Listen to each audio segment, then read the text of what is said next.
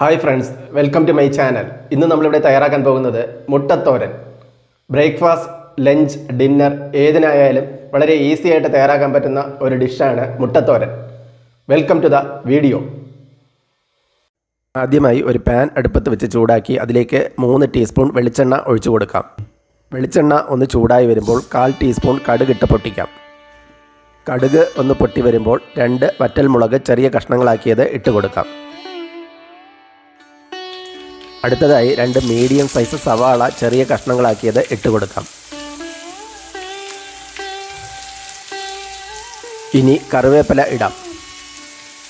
അടുത്തതായി 2 പച്ചമുളക് ചെറിയ കഷ്ണങ്ങളാക്കിയത് ഇട്ട് കൊടുക്കാം. 1 ടീസ്പൂൺ ഉപ്പ്. ഇതെല്ലാം ചേർത്ത് നന്നായിട്ടൊന്ന് വഴറ്റി കൊടുക്കാം. സവാള ഒന്ന് ചെറുതായി വഴണ്ട് വരുന്നതുവരെ ഇളക്കി കൊടുക്കുക. ഇനി ഇതിലേക്ക് ഒരു തക്കാളി ചെറിയ കഷ്ണങ്ങളാക്കിയത് ഇട്ട് കൊടുക്കാം.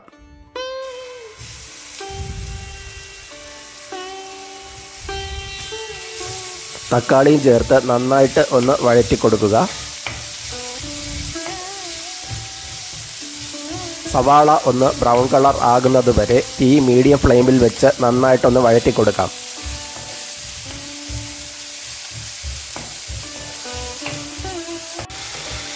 സവാള ഒന്ന് ബ്രൗൺ കളറായി വന്നിട്ടുണ്ട്. ഇനി ഇതിലേക്ക് നമുക്ക് പൊടി ഐറ്റംസ് ഇട്ട് കൊടുക്കാം. 1/4 ടീസ്പൂൺ മഞ്ഞൾപ്പൊടി,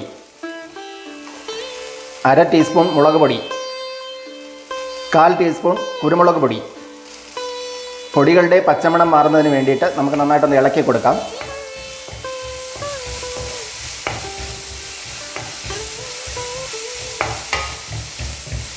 പൊടികളുടെ എല്ലാം പച്ചമണം മാറി സവാളയും ടൊമാറ്റോയും എല്ലാം നന്നായിട്ട് വഴണ്ട് വന്നിട്ടുണ്ട്.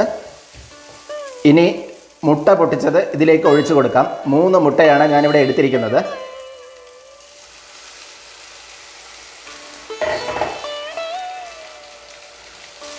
മുട്ടയും ചേർത്ത് നന്നായിട്ടൊന്ന് ചിക്കിയെടുക്കാം.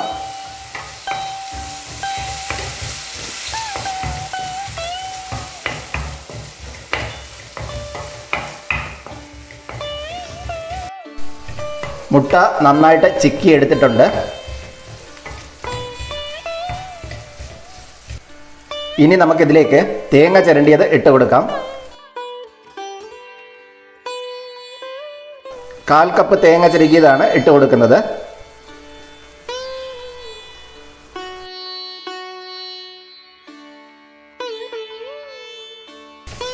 തേങ്ങയും ചേർത്ത് നന്നായിട്ടൊന്ന് മിക്സ് ചെയ്തെടുക്കാം.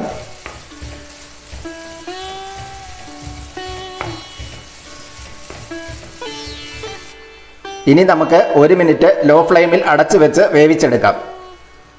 1 മിനിറ്റ് വേവിച്ചതിന് ശേഷം മുട്ടത്തോരൻ അടിപൊളിയായി റെഡിയായി വന്നിട്ടുണ്ട്.